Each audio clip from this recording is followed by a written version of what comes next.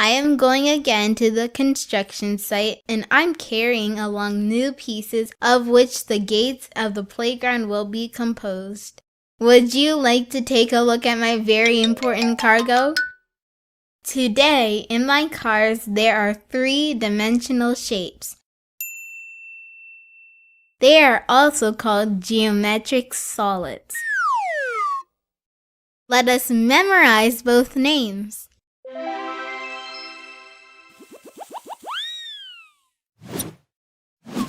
3D shapes have volume, that is, they take up space. Therefore, you cannot stack them one upon another as we did with the 2D shapes.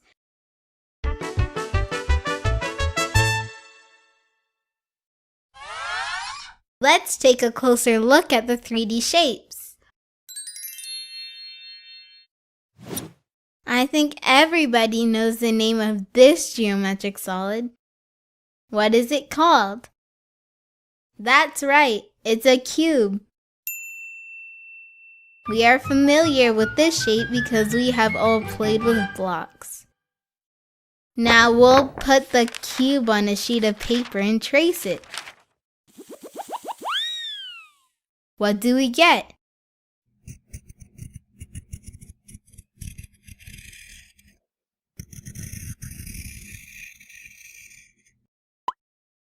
That's right, it's a square.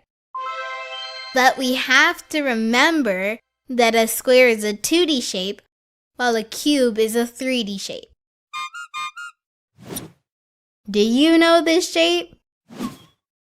It has a very difficult name, a rectangular prism. Let us say together, rectangular prism. It is also called the cuboid. Why rectangular? We'll see. Look, we have put our prism on a sheet of paper and we have traced it and we've got a rectangle. If you put such a prism with any other face down, you get a rectangle too.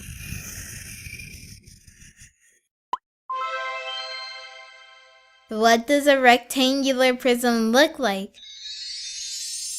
Like a box. And just like boxes, rectangular prisms can be very different. Do you know the name of this shape? It's a pyramid. Do you recognize these pyramids? That's right, these are the Great Pyramids in Egypt. What do we see if we put a pyramid on a sheet of paper and trace its bottom?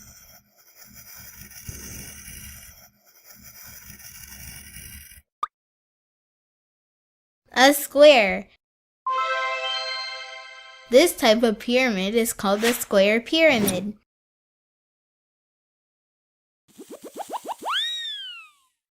Maybe there is a triangular pyramid? Here it is.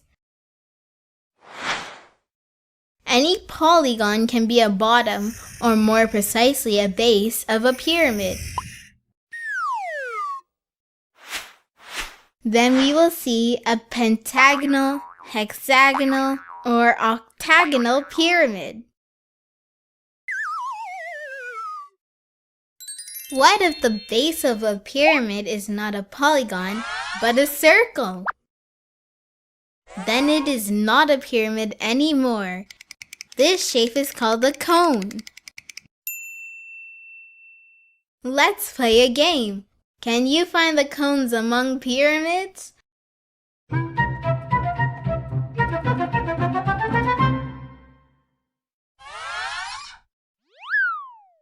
Right, these shapes are cones. They can be distinguished also by their lateral area. A pyramid has edges, but the cone does not have them. But there is a similarity between these shapes. Both the cone and the pyramid have a base and an apex. Look, here too are cones and pyramids. Where do you see the pyramids?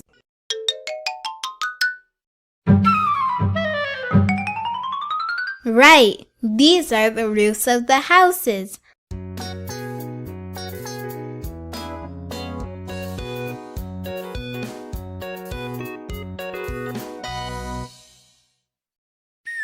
Look closely. Are all the roofs pyramid shaped?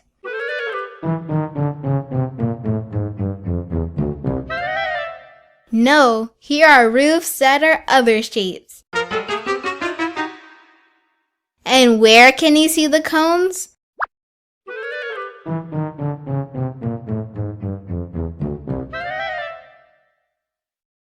It is true, on the towers of the castle.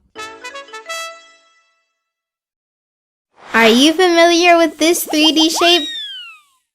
This is a cylinder.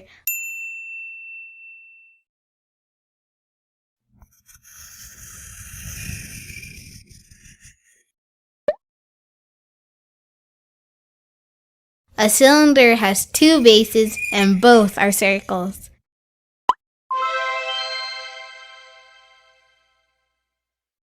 Of course, everyone knows this geometric solid.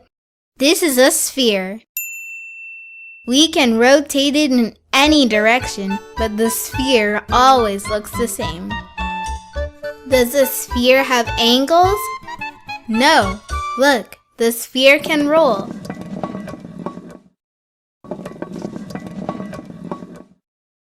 Let's see what else I have in my cars. What an interesting 3D shape. What does it look like? Like a donut. And also like a ring of a ring stacker. And like a life preserver. It is called a torus.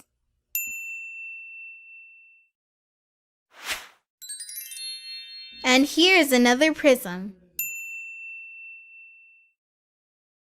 Just like a cylinder, a prism has two bases.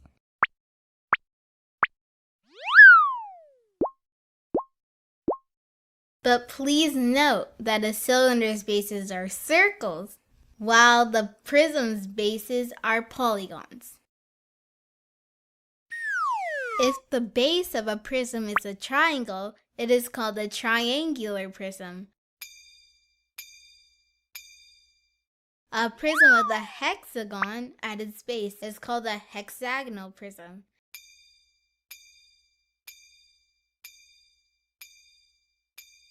And so on.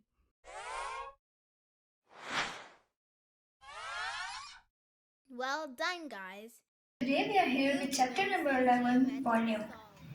Today we'll cover page number 240 till 251. In volume, we are going with 3D solid shapes as shown before in the video as well. So, we will be going on with cuboid, shape. Let's have a cuboid shape over here. This is our cuboid shape. As we know that each and every solid shape has 3 dimension, or they are 3D because they have length. Let's suppose the cuboid length over here is 5 centimeter. It also has a breadth of these cuboid is 3 centimeter and its height is 6 centimeters. So how to find out the volume of these? As the volume is the amount of space that a 3D shape occupies or takes. So let's find out the volume of this cuboid. As we know from before as well that volume has a formula of volume of solid, each and every solid, is equal to length multiplied by breadth and multiplied by height. So let's put the values of length, height and breadth. As we had length of 5 centimeter, our breadth was 3 centimeters and height is of 6 centimeters. So let's start solving. 5 multiplied by 3 is equal to 15 and centimeter into centimeter, as they are 2 centimeters. So we'll write over here square centimeters. And we are now remaining with just 6 centimeter. 15 multiplied by 6. 15 multiplied by 6 is equal to 15 multiplied by 6 is equal to. Unit cubes are those cubes which have volume of 1 cubic centimeters. Let's have an example of cuboid which is divided into different unit cubes. As we know that each unit cube has one volume of 1 cubic centimeter. So by counting it, let's count our total length. 1 centimeter, 2 centimeters, 3 centimeters and 4 centimeters. So I have length of 4 centimeter over here, and similarly let's count the breadth. 1, 2, 3, 3 centimeters. What about height? 1, 2, 3. Height is also equal to 3 centimeters. So let's find out the volume of these one. So length formula was length multiplied by breadth multiplied by height. So length of our cube is 4 centimeters, breadth is 3 centimeters and height is equal to 3 centimeters again. So 4 3s are 12 square centimeter multiplied by 3 centimeter, and the final answer is 36 cubic centimeter. Volume of the cube is 36 cubic centimeters. This small red cube is called a cubic centimeter. That means that all of the edges of this cube are 1 centimeter long. It also means that the red cube takes up or occupies 1 cubic centimeter of space. And when we're talking about space, we're talking about volume. So the volume of this red cube is equal to 1 cubic centimeter of space.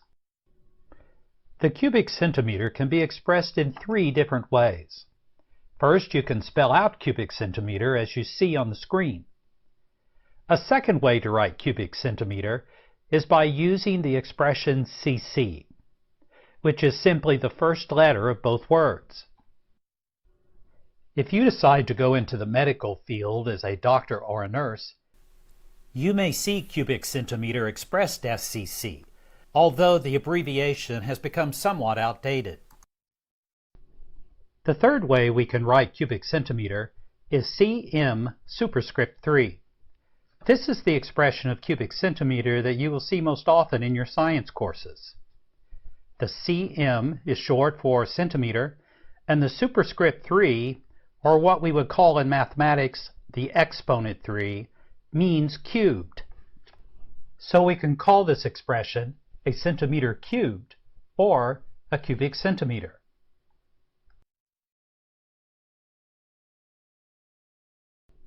Volume is a measurement of 3-dimensional space, which is a little difficult for us to imagine in our mind.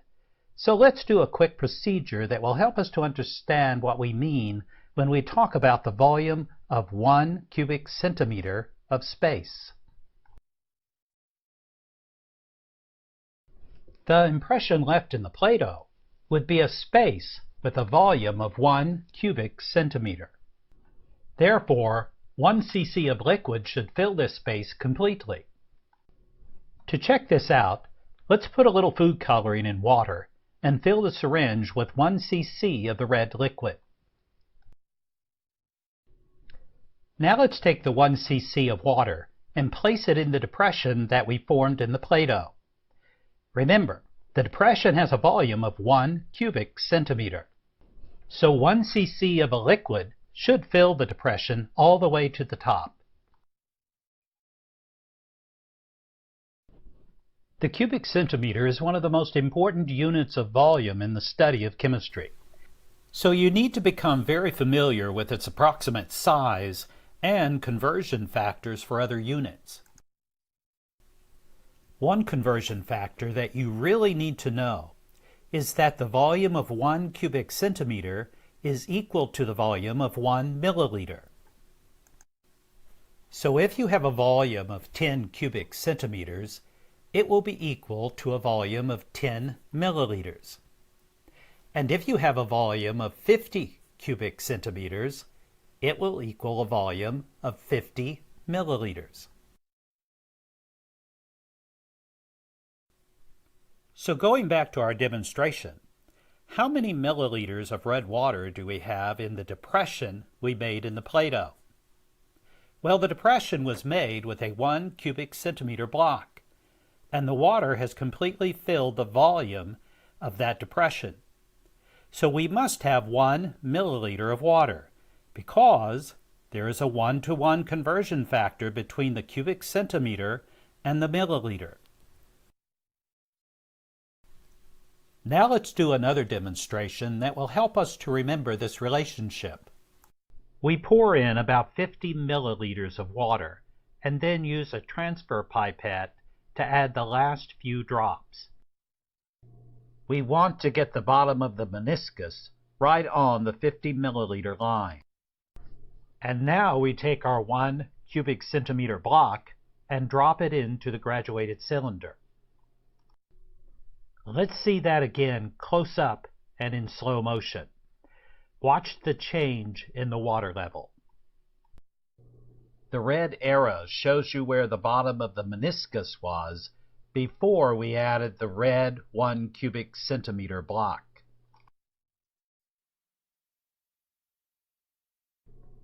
Note that the water level has risen exactly 1 milliliter. The 1 cubic centimeter red block takes up the space of 1 cubic centimeter. Therefore, the water that was in that space has to move, and we call it the displaced water. This volume of water has to move upward in the graduated cylinder. So if we measure the rise of the water, we are measuring the volume of the displaced water, which has to equal the volume of the red cube. And we know that the rise of the water is equal to the volume of 1 milliliter. Therefore, once again, we see that the volume of 1 cubic centimeter is equal to the volume of 1 milliliter.